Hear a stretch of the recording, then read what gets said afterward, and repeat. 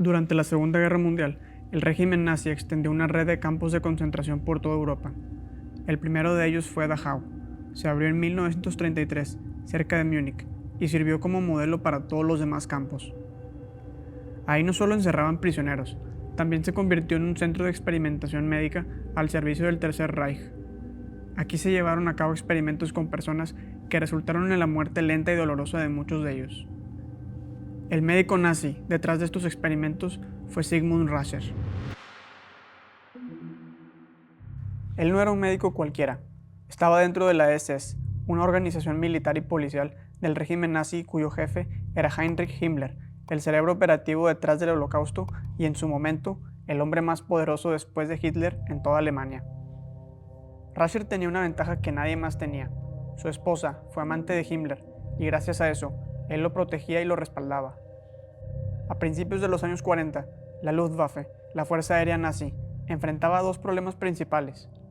Muchos de sus pilotos morían al caer a las aguas heladas del mar y otros al perder presión en la cabina o eyectarse a grandes altitudes. Para buscar soluciones, Rascher quería hacer experimentos que simularan esas condiciones extremas para entender cómo reaccionaba el cuerpo humano a la hipotermia y a la despresurización, con el supuesto objetivo de encontrar formas de rescate y tratamiento más eficaces para sus soldados. Fue entonces cuando Rascher le envió esta carta a Himmler, donde le pregunta lo siguiente: ¿podrías poner a mi disposición 2 o 3 delincuentes profesionales para estos experimentos? Los experimentos mediante los cuales los sujetos pueden, por supuesto, morir, se llevarían a cabo con mi cooperación. Son esenciales para las investigaciones sobre vuelos a gran altitud y no pueden llevarse a cabo, como se ha intentado, con monos, que ofrecen condiciones de prueba completamente diferentes. Los débiles de espíritu podrían así servir de material de experimentación. A Himmler le pareció buena idea y decidió darle permiso para usar prisioneros de Dachau. Y ahora Rascher tenía vía libre para hacer lo que quisiera con ellos. El doctor Sigmund Rascher comenzó a experimentar con altitud usando una cámara de baja presión, donde simulaba lo que le pasaría a un piloto de la Luftwaffe si caía desde más de 15.000 metros. A algunos prisioneros les prometían que si se ofrecían voluntariamente no sufrirían daño alguno y serían liberados después, pero esa promesa era una mentira. En esta primera etapa, los experimentos estaban supervisados por el doctor Hans Wolfgang Romberg, un médico de la Luftwaffe. A diferencia de Rascher, Romberg sí estaba interesado en obtener datos sobre cómo la falta de oxígeno afectaba al cuerpo humano para aplicarlo en la aviación. Y esto es importante mencionar, porque más adelante Rascher llevaría los experimentos a un nivel mucho más cruel por su cuenta. El experimento consistió en lo siguiente: metían a los prisioneros a la cámara con una máscara de oxígeno, cerraban la puerta y comenzaban a simular la ascensión, sacando aire de la cámara hasta llegar a la altitud deseada. Entonces les decían que se quitaran la máscara, y ahí comenzaba el sufrimiento. El primer experimento fue el 22 de febrero. Al prisionero se le ordenó quitarse la máscara a una altitud de 15.000 metros. De manera inmediata, su cuerpo comenzó a convulsionar. A 14.500 metros, se puso rígido y se sentó como un perro, comenzó a gruñir y sus ojos estaban a punto de salirse de sus órbitas. A 5.000 metros, gritó y empezó a llorar. Se mordió la lengua y después de 20 minutos, una vez concluido el descenso, lo sacaron de la cabina. No podía caminar, ni siquiera se acordaba de su nombre. Perdió la noción del tiempo y no se acordaba de lo que hizo los 3 días anteriores. Recuperó su estado normal hasta 24 horas después y no se acordaba del experimento. Varios testimonios y documentos del juicio de Nuremberg confirmaron que cientos de prisioneros sufrieron reacciones similares. Después de esto, Rascher y Romberg le escribieron esta carta a Himmler.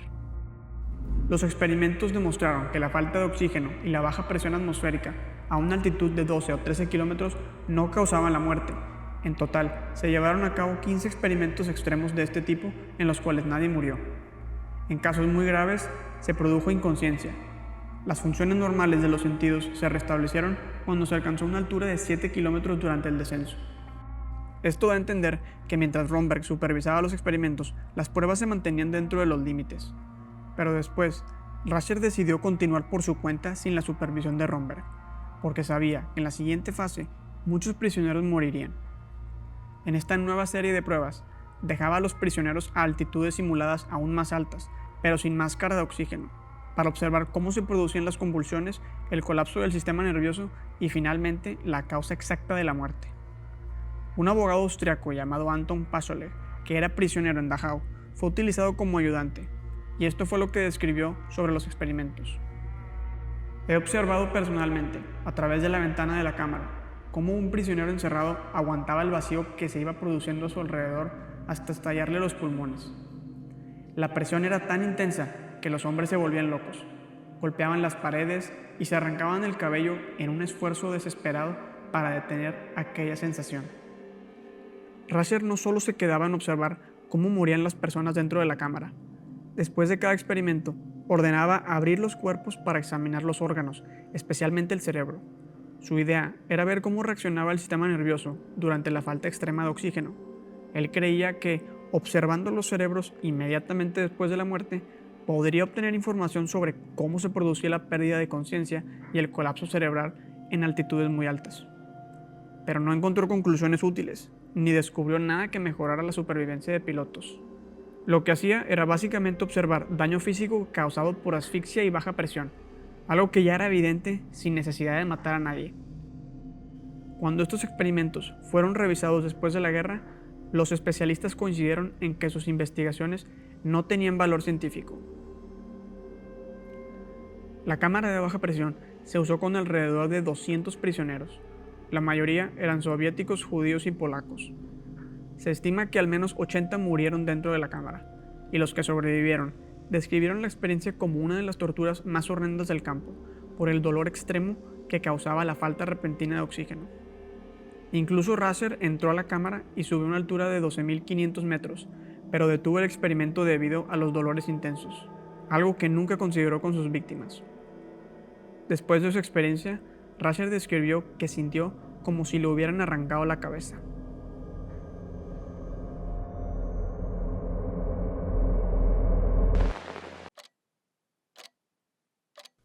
Rasher no había terminado. Después de las pruebas de altitud, empezó con los experimentos de hipotermia. El objetivo era estudiar cuánto tiempo podía sobrevivir una persona en agua helada y qué métodos podían usarse para reanimarla después. Para iniciar las pruebas, se habilitó un espacio dentro de Dachau, donde colocaron un tanque grande metálico. Ese tanque podía llenarse con agua fría y mantenerla entre 2 y 12 grados centígrados. En estos experimentos participaron otros 2 médicos, Ernst Holzener y Erich Finke. El registro de estas pruebas quedó en un documento que Rasher preparó para entregarlo a Himmler, y es el que estás viendo en pantalla. Antes de entrar al tanque, a los prisioneros se les ordenaba desnudarse y a veces quedarse con parte de la ropa, dependiendo de la comparación que quisieran hacer ese día. En algunos casos se les aplicaba anestesia, y en otros se mantenían totalmente conscientes. El prisionero era introducido en el agua fría, y una vez dentro, los asistentes tomaban apuntes sobre su comportamiento físico y mental. Entre las observaciones más comunes estaban los temblores intensos, la dificultad para hablar, la pérdida de coordinación, confusión y respiración irregular. La medición principal era la temperatura corporal, que se medía con un termómetro rectal. Para algunas pruebas, el prisionero podía moverse dentro del agua. En otras, se les obligaba a permanecer quieto. Esto con la idea de verificar si el movimiento ralentizaba o aceleraba la pérdida de calor. A medida que la temperatura bajaba, el prisionero perdía la capacidad de responder. Había pérdida de fuerza, desorientación y lapsos donde dejaba de hablar. Pero esto no era suficiente para detener el experimento. Al contrario, la inmersión continuaba hasta que entraba en estado de inconsciencia o dejaba de reaccionar por completo. Aquí es donde empezaba la segunda fase, la reanimación. Aquí se probaban diferentes métodos para elevar la temperatura corporal y ver si la persona podía recuperarse. Estos fueron los procedimientos principales. El primero, los baños de agua caliente. Esta era la técnica más usada. El prisionero era colocado en una tina con agua caliente mientras registraban si la temperatura corporal aumentaba rápidamente. También usaron lámparas de calor. Con este método, algunos recuperaban signos vitales gradualmente y otros no respondían. También se empleaban masajes corporales. Se aplicaba el masaje para estimular la circulación y a veces se usaba junto a lámparas de calor. Para este método no hubo datos que mostraran su efectividad. También se probó el método de calentamiento corporal. Este método consistía en poner mujeres a recostarse junto al prisionero desnudo para intentar subir su temperatura. Y por último, ya métodos más extremos, donde se intentó reanimar a prisioneros usando agua hirviendo, lo que provocaba la muerte inmediata. Se estima que murieron más de 100 prisioneros durante las pruebas. Los datos obtenidos tampoco sirvieron para desarrollar protocolos médicos confiables. Lo único que quedó claro es que se realizaron múltiples combinaciones de pruebas sin control y que muchas de ellas terminaron en la muerte de los prisioneros. Después de la guerra, varios médicos alemanes que revisaron este material coincidieron en que no tenían valor científico. Las inconsistencias, los datos incompletos y la falta de método hacían imposible obtener resultados útiles para la aviación o para cualquier aplicación médica. A finales de la guerra, Sigmund Rascher dejó de ser útil para el régimen nazi y se convirtió en un problema interno. Irónicamente, fue arrestado por la misma SS después de descubrir que había secuestrado bebés para fingir que su esposa podía tener hijos a una edad avanzada. Esto era fraude racial, un delito serio en una organización obsesionada con el linaje y los nacimientos arios. Himmler se enfureció y, además de encarcelarlo en Dachau, ordenó que lo asesinaran. En 1945, pocos días antes de que el campo fuera liberado, un comando de la SS entró a su celda y lo ejecutó de un disparo. Ya en el suelo, le pateó la cabeza y lo llamó un cerdo. El hombre que trabajó para la SS con total libertad terminó siendo eliminado por la misma organización, en el mismo campo donde él había experimentado y hecho sufrir a cientos de personas. Espero que te haya gustado el video. En caso de querer recomendarme algún caso, me lo puedes hacer saber en los comentarios o enviármelo a este correo.